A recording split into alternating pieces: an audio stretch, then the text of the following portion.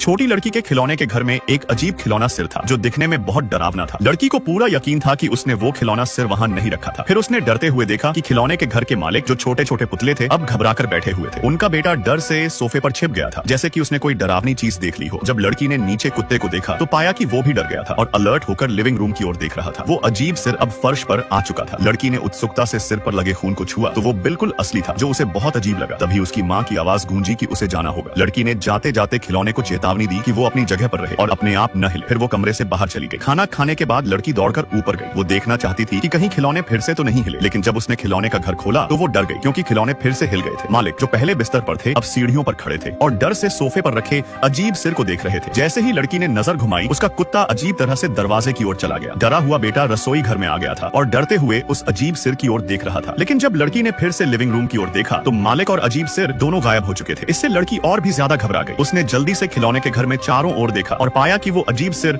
अब बेडरूम के बिस्तर पर था। अब लड़की को पूरा यकीन हो गया था कि खिलौने के घर में भूत है। वो डर के मारे बिस्तर में लेट गई और सोचने लगी कि इस डरावने सिर से छुटकारा कैसे पाया जाए। जल्दी ही उसने एक उपाय सोचा। अगले दिन लड़की खिलौने की दुकान से एक पुलिस अफसर का पुतला खरीद कर लाई और उसे खिलौने के घर में रख दिया, यह सोचकर कि अजीब सिर डरकर भाग जाएगा। लेकिन जब उसने खिलौने का घर खोला तो अजीब सिर पूरे घर में कहीं नहीं था और मालिक का परिवार शांति से खाने की मेज पर बैठा हुआ था। लड़की ने पुलिस के पुतले को खिलौने के घर में रखा, लेकिन जब रात में उसने फिर से खिलौने के घर की जांच की तो देखा कि पुलिस के पुतले का सिर गायब था। अजीब सिर ने पुलिस के पुतले को मार डाला था। मालिक का भयभीत परिवार देखकर छोटी लड़की भी सहम गई। वो अजीब सिर बाथरूम के शीशे में छिपा हुआ था। उसे देखकर लड़की डर के मारे तुरंत रजाई में जा छिपी। अगले दिन लड़की फिर से खिलौने की दुकान गई और उस सिर पर काबू पाने के लिए एक शिकारी का पुतला खरीद लिया। उसने उसे खिलौने के घर में रखकर मालिक के परिवार की रक्षा करने को कहा। देर रात जब लड़की ने टॉर्च लेकर खिलौने के घर में देखा तो पाया कि शिकारी कुल्हाड़ी लेकर उस डरावने सिर को ढूंढ रहा था। तभी अचानक लड़की की टॉर्च टिमटिमाने लगी। जैसे ही उसने टॉर्च को ठीक किया तो देखा कि शिकारी का शरीर खिड़की से बाहर निकला हुआ था। लड़की ने सोचा कि शायद शिकारी खिलौने के घर के बाहर उस सिर को ढूंढ रहा है। वो खिलौने के घर के पीछे देखने गई, मगर वहाँ शिकारी मरा पड़ा था। लड़की ने घबराकर खिलौने के घर की ओर देखा तो पाया कि वो सिर मालिक के परिवार के पीछे आ चुका था। डर के मारे लड़की चीख पड़ी। तभी उसकी माँ कमरे में आई और चिंतित होकर पूछने लगी कि क्या हुआ। लड़की ने कहा कि उसने एक डरावना सपना देखा था। माँ ने राहत की सांस ली और वापस चली गई। तभी अचानक खिलौने के घर से एक अजीब आवाज आने लगी। लड़की ने जल्दी से खिलौने के घर में देखा तो वो डर से कांपने लगी थी क्योंकि डरावना सिर मालिक के परिवार की हत्या कर चुका था। दोनों के सिर गायब थे, लेकिन सबसे अजीब बात यह थी कि उनका बेटा कहीं नहीं था। लड़की पूरे घर में उसकी खोज करने लगी। तभी उसने एक भयानक दृश्य देखा। वो अजीब सिर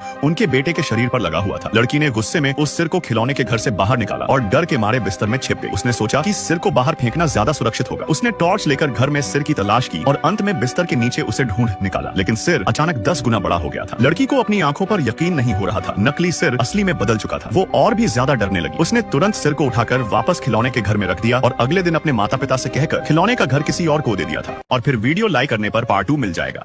और अगर फुल मूवी देखनी है तो कमेंट वाला ऐप डाउनलोड कर लो और पिन वीडियो देख लो।